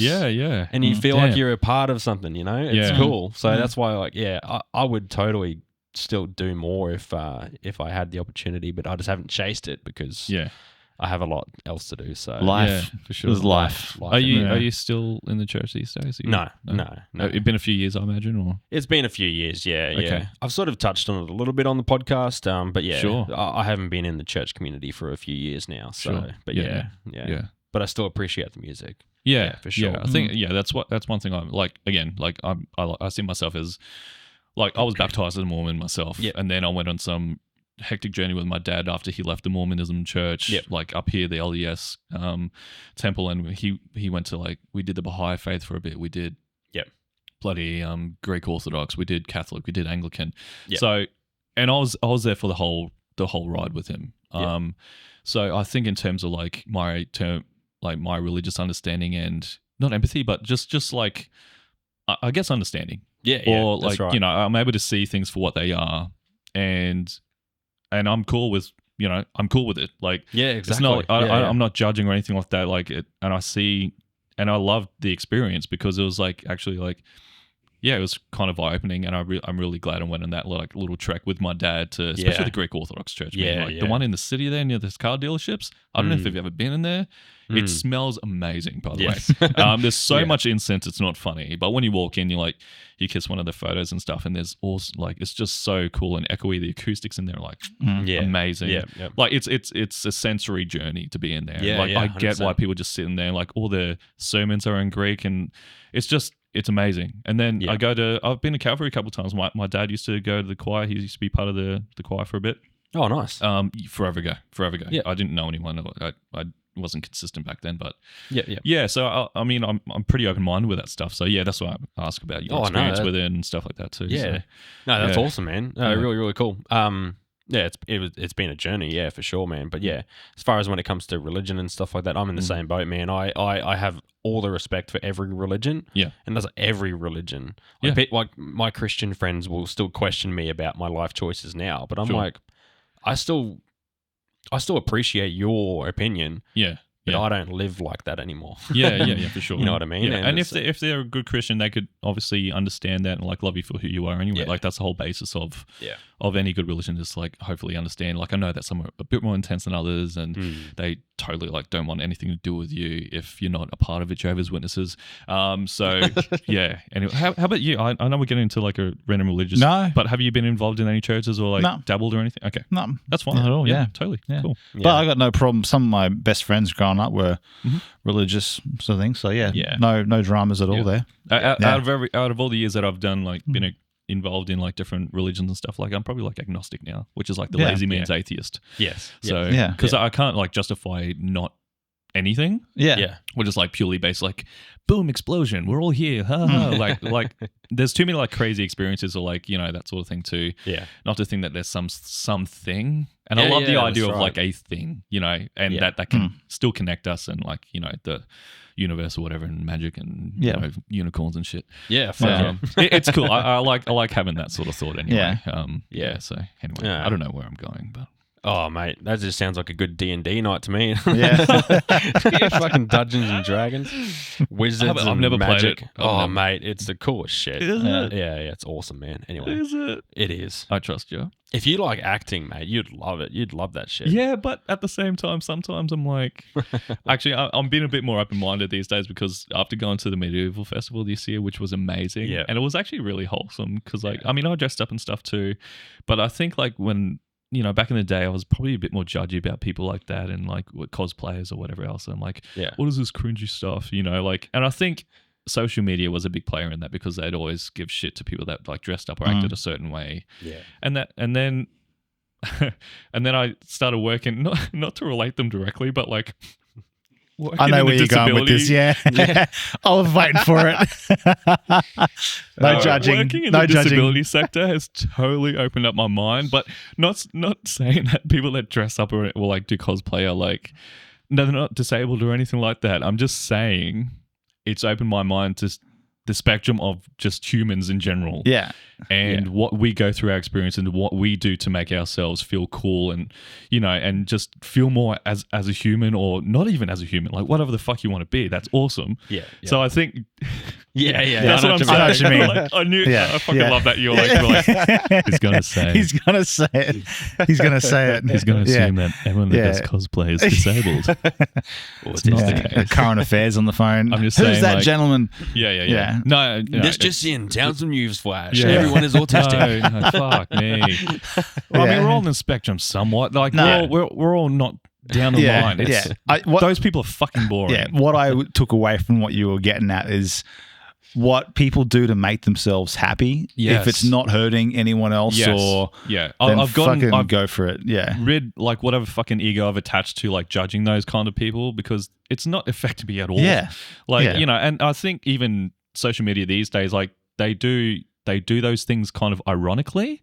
But at the same time, it's like, at what point does the irony end, and that you're just genuinely being what you thought you were sort of half teasing or whatever it is? Like you're dressing up and your social media is based on this cosplay thing that we thought that you were making fun of, but because now it's a personality of yours, like, it's like, are you actually that person now? Kind of thing. Like it's insane. Like it's the whole memes and videos and stuff like that. And it used to be in the 9-gag days and stuff like that. Like we used to think that was like if you like dressed up or whatever, and we'll give you shit. But I don't know, these days I'm like, yeah, man, it's cool. And dude, like we could just open up a whole can of worms here, like especially with like the gender identity stuff as well. Like that's just another form of that too. Like it just expands, and like you just got to learn that we're not all down the line. No one is down the line anyway. So if you just get out of your fucking head about it and just understand that other people are different or probably feel a certain way, and if they need to do certain things to feel a bit more human or like that their life is actually worth living, fucking let them do it. So that's right. Anyway, that's my opinion. No, exactly. And your opinion matters. So, but anyway, we should probably actually wrap this up. Sorry to cut you off there. Oh no, dude, this has probably been going for way too long. This has been an hour and 36. Dude, you're gonna chop this up. Can you release in 2 parts or something? Because I know people aren't gonna sit through this whole thing. Dude, I won't. People do, man. People do. People Really? do. Yeah, dude. Yeah. Can I ask how many like people like? Do you know your viewership and everything like that? Yeah. Just as an aside. It varies across all platforms, man. Yeah, like we actually have. I don't actually know whether people prefer us on audio or video. Right. We were actually That's thinking fine. at one point, because I know a lot of people. Me personally, I'll always prefer to watch. Yeah. If there's visuals and I can actually see the people I'm having a conversation with, or if to make me feel a part of the conversation, I would prefer to watch. But I know so many people who will listen to it in their car going to work, at the gym, on the treadmill, whatever they're doing. So I don't actually know whether people prefer us or I'm sure visual. there's definitely both. Like if you're at home, like I know that when I'm at home, if I have a day off or whatever, I do chuck on the podcast on YouTube. Yeah. And I prefer like an actual visual. Yeah. And seeing people, it's not that different, but like seeing their expressions and, and that interaction and everything else under the sun, instead of like what I just did for those people, I accidentally ran my fingers across the microphone. You don't have to do that because I just saw it just happen. So I think doing both is great. When I did the Newsflash podcast, I moved into audio only because I got too lazy to do what you do, which is editing this. It's hard. Yeah. It takes time, man. Yeah. And that's the thing. But, it's like you said before, when it comes to gigging and, investing time and money into drums, practicing, it's all time in versus reward out. I mean, you put in what you want to get out of it. Yeah. Right. And you guys have been doing this for how many months now? 10 months. Yeah, since the start of the year. I could almost turn this into like a news flash talking about you guys. I could easily switch this around. Ooh. I don't have an SD card, so I can't. Do the old Twilight Zone. Do you want to switch this around soon? I'm actually Have serious. you got shirts for us? Good, Yeah, mate. fuck yeah. Oh, I should have bought like a Honestly, I was going to say hat to drumsticks. I was thinking drumsticks. I've got drumsticks in the car. Honestly, mate, I'll give you all the files. It's all good. Yeah, true. I'll edit it too. Yeah, if you want to like do a little like shorter version of this, and I talk to you guys about what you're doing, and I'll throw it on Newsflash. Whatever. I love to mate. do that because I know that you guys are still trying to build up, and I'd love to help out because you're obviously having me here. So Yeah. Well, this is what we'll do. We'll quickly wrap up this episode right now. Yes, wrap it up, And then we'll switcheroo, And then what we'll and do. everyone will think that I have this dope studio. Yeah. Exactly. And then you know what, listeners, guys are right here. If you don't know who this guy is, which you should but know by now because he's much more famous than we are. That's how it works in this place. Justin, where can people find you? They could find me on all the social medias, I guess. I don't really use TikTok, fuck that. But Facebook, Townsville Newsflash, or Justin Fimmel _drummer. If they want to keep up with my gigging stuff, I try to keep that fairly consistent.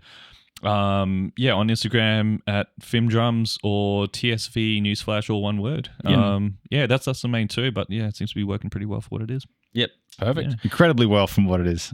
Exactly. And that is where you guys will find the next installment of him interviewing us. Yeah, we're going to switch this shit around. So instead of like an hour 40, it's going to turn into like a 2-hour show, but you're going to watch it from the other perspective now. So Yeah.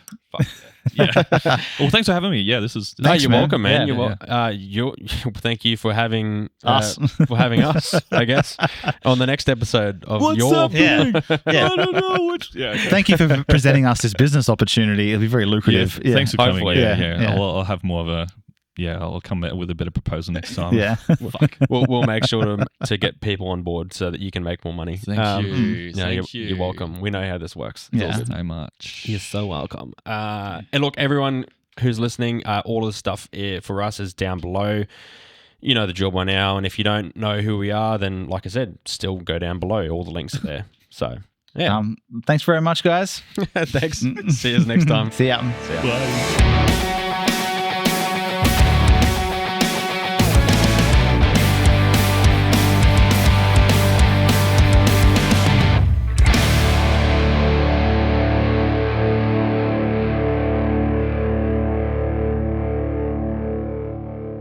It's just fucking cool, man. Yeah, Manly yeah. shit. By the way, none of this is in the episode. Yeah. Welcome to the We're just PJ talking. show.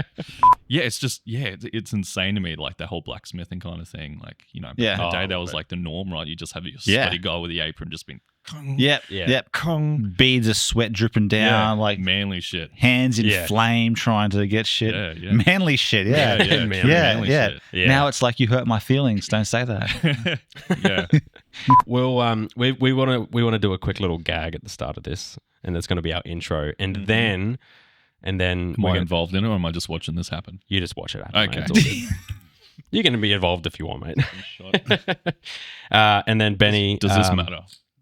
No, that's fine, man. You can have labels in. Maximum.